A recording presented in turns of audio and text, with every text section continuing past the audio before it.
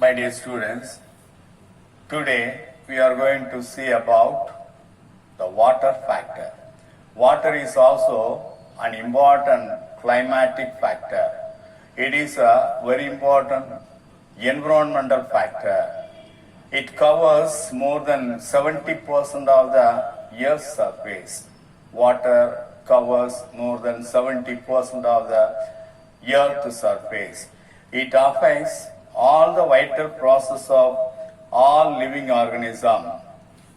Water is a vital things for plants, for animals to grow. The water is a very important one. It is believed that even a life had originated only in water during evolution of the earth. In nature, water is available to the plants in three ways. One is atmospheric moisture, second one is precipitation, third one is soil water. Out of these three things, the precipitation is the main source of water. Evergreen forest found where heavy rainfall occurs throughout the year, whereas sclerophyllous forest found where heavy rainfall occurs during winter and low rainfall during summer. The productivity of the plants and the distribution of the plants depends upon the availability of the water. The quality of the water is very important. The quality of the water can be determined by the presence of salt, that is salinity of the water. The quality of the water is also very important for aquatic organism. The total amount of water salinity determines the quality of water. See, 5% of salinity present in inland water, that is the fresh water. 30 to 35% of salinity can be found in seawater. More than 100% salinity is seen in hypersaline water. That hypersaline water is called lagoons. Come to the types of organism based on the tolerance of salinity. So based on the tolerance of the salinity, mainly there are two groups of organisms classified, two types of organisms classified. One is euryhaline and second one is stenohaline. Euryhalines are organisms which live in water with wide range of salinity. For example, marine algae and marine angiosperms. The second type is stenohaline. They are organisms which live in water with a small range of salinity. They are called stenohaline. For example, plants of estuaries, the place in which the seawater and river water mixed with each other, that is the estuaries. The plants which are growing in the estuaries or the organism or the plants live in water with a small range of salinity. That is considered as the stenohaline. Other terminology also given: eurythermal and stenothermal, euryhaline and stenohaline, euraceous and stenoceous, euryhydric and stenohydric, euryphagic and stenophagic, eurybathic and stenobathic. One by one we will see. The first one is the euraceous, eurythermal and stenothermal. Eurythermal means the organism which can withstand small range of temperature. They are called eurythermal organisms. Stenothermal organisms are a type of organism which can withstand wide range of temperature in the environment. Next one, euryhaline and stenohaline. Euryhaline are the organism which can withstand small range of salinity in water. Stenohaline are organism can withstand wide range of salinity in water. Euroecious and stenoecious. Euroecious means the organism which can adapt in small range of habitat selection only in the environment, whereas the stenoecious means the organism which can adapt in the wide range of habitat selection, that is niche in the environment. The next one is eurohydric and stenohydric. Eurohydric means the organism which live in small range of water. Stenohydric means the organism which live in wide range of water. The next one, euryphagic and stenophagic. Euryphagics are organisms which take a small range of food, whereas stenophagic means the organism which can take wide range of food. Lastly, eurybathic and stenobathic. Eurybathic are organism which can live in wide range of depth in water habitat.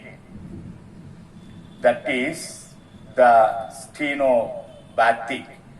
Eurybathic means the organism which can live in small range of depth in water habitat. So these are all the different types of terminology based on the nature of the water, quality of the water, etc. Come to the tolerance of plants to toxicity. Tolerance of plants to toxicity. Some of the plants will withstand the pollution in the water or pollution in the soil. Say for example, soybean and tomato manage to tolerate cadmium poisoning by isolating cadmium and store in a few groups of cells in order to prevent cadmium affecting other cells. So that is the nature of the tolerance in soybean and tomato. The soybean and tomato, what they will do, they will manage to tolerate the cadmium poisoning. How to? By isolating cadmium and store the cadmium in a few group of cells, so that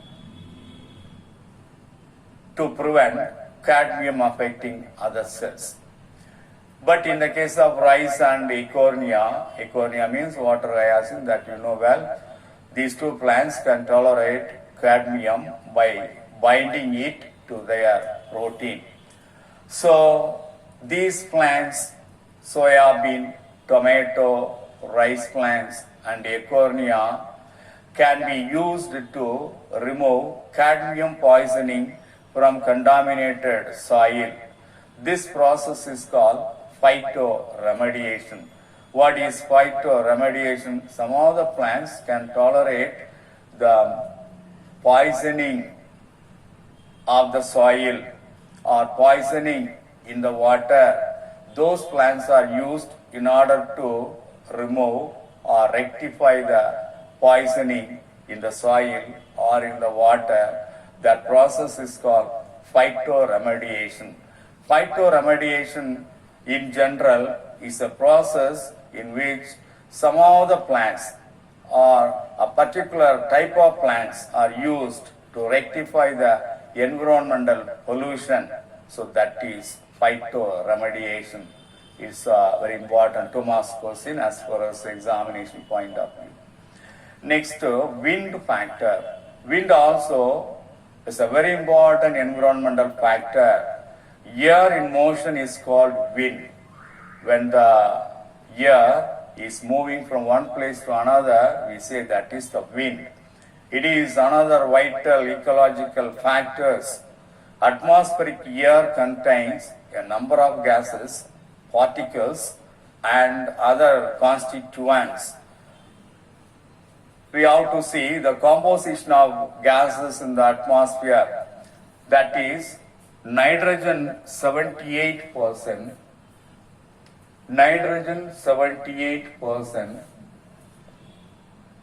oxygen 21%, carbon dioxide 0.03%, argon and other gases 0.93%.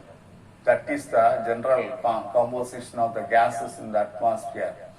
Other components of wind, some other components also present in the wind, they are listed: water vapor, gaseous pollutants, dust, smoke particles, microorganisms, pollen grains, spores, etc. They are also floating in the water, in the wind. They are floating in the wind. Anemometer is an instrument that is used to find out the speed of the wind. So the speed of the wind can be measured with an instrument that is called anemometer. Come to the effects of wind. What are the effects of wind? I told you it is a very important factors for all the vital process of organism. Wind is responsible for the formation of rain. Rain is the main source of water for plants as well as for animals. That is why I told you it is a very important factor. It causes wave formation in lakes and oceans, which promotes aeration of the water. Strong wind causes soil erosion and reduces the soil fertility. When strong wind is formed, that causes soil erosion and reduces the soil fertility. How it is? When the strong wind prevails, the strong wind will remove the top fertile soil and the fertile soil is deposited in another places. So the fertility of the soil is affected. So it is responsible for soil erosion and soil fertility. When the topmost fertile soil is eroded, that process is called soil erosion. It increases the rate of transpiration. What is transpiration? Transpiration is the evaporation of excess amount of water through the aerial parts of the plant. In all the plants, in most of the cases, except the hydrophytic plants, evaporation of water takes place now and then. It may take place through the stomata of the leaves or through the lenticels of the stem or through the cracks of the cuticle. So according to that, the transpiration is classified into stomatal transpiration, lenticular transpiration and cuticular transpiration. So that is when if there is any unwanted water present in the plant body, that should be evaporated. That process is called transpiration. So wind increases the rate of transpiration. It helps in the pollination in Anemophilus flowers. In Anemophilus plant, in the Anemophilus flowers of the Anemophilus plant, pollination takes place only by means of wind. So it helps in the pollination in the Anemophilus plants. It also helps in the dispersal of the many fruits, seeds and spores. The asexual spores of minute microscopic organisms like algae, fungi and bacteria. In these cases, dispersal of the spores takes place only by means of wind. Big trees will be uprooted by the strong wind. Unidirectional wind. See, the unidirectional wind stimulates the development of flag forms. Flag.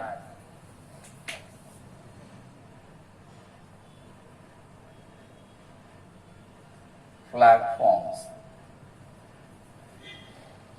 The unidirectional wind means wind in one direction.